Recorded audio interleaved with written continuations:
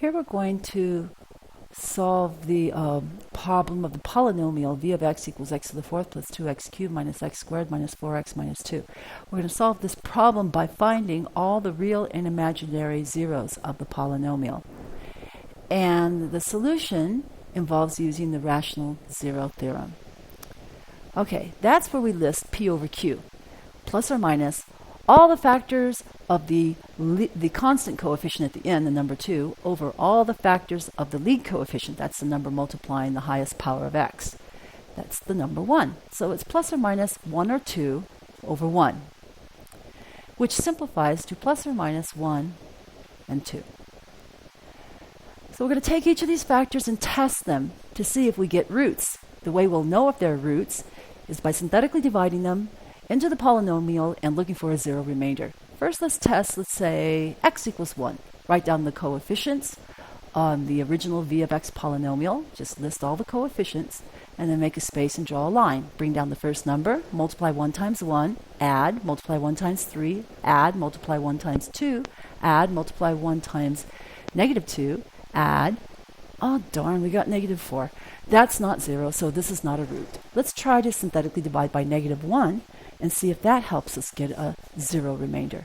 So bring down, add, add, add, negative 2 plus 2, zero remainder, party time! We found a root. The number we synthetically divided by, x equals negative 1, is the root of v of x. And even more important than that, we can use all these numbers on the bottom of the synthetic division to factor the polynomial v of x. See, we're going to use the 1, first x minus the negative 1 that we just found, the root we just found, and then use the 1, 1, negative 2, and negative 2 at the bottom of the synthetic division as coefficients for a polynomial 1 degree lower than the fourth degree that we started with. So it's 1 times x to the third plus 1 times x to the second minus 2 times x minus 2 times minus 2. And cleaning that up, we get x plus 1 times x cubed plus x squared minus 2x minus 2. Now what we want to do is continue by factoring that big coefficient, that big factor of x cubed plus x squared minus 2x minus 2. We want to keep factoring that. Let's make a list of p's over q for this guy. Well, it turns out that it'll be the factors of 2 over the factors of 1 again, because it has the same constant coefficient 2 and the same lead coefficient 1 as v of x. So we're going to test the same numbers that we tested before, the plus or minus 1 and 2. You know, negative 1 was a root in the beginning. It could very well be a root again. Let's try synthetically dividing this smaller polynomial by negative 1 and see if we get a zero remainder. The coefficients of our smaller polynomial is 1, 1, negative 2, and negative 2. Let's do the synthetic division and see if we get a zero remainder. Yay! 0! That means we found the root again. X equals negative 1 is a root again. It's a root twice. That means it has multiplicity 2. Okay, it also tells us we can do a further factorization of v of x. V of x is equal to the original x plus 1 times x minus this new root that we found, negative 1, which is another factor of x plus 1 when we simplify it, times, using the numbers at the bottom of the synthetic division, 1 degree lower than the third degree makes it 1 times x to the second plus 0 times x minus 2.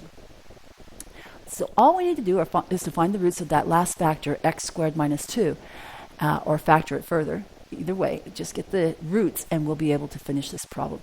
We'll do this by setting that factor x squared minus 2 equal to 0 and solving for its roots. Okay, so let's just see, move the 2 over to the other side. We get x squared equals positive 2, and then take plus or minus the square root of both sides to get x alone. And there we have it, our last two roots. And these are all the roots that we found for v of x. Conclusion.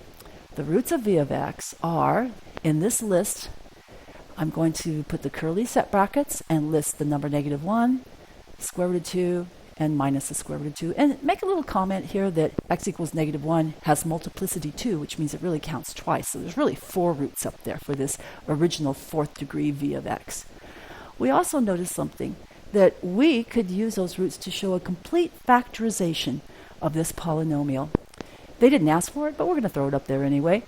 It's v of x equals x minus the first root, negative 1, makes x double negative, makes x plus 1. X minus negative 1, x minus the square root of 2, x minus negative square root of 2. So here we see our complete factorization of the polynomial v of x. But we answered the question when we listed all the roots.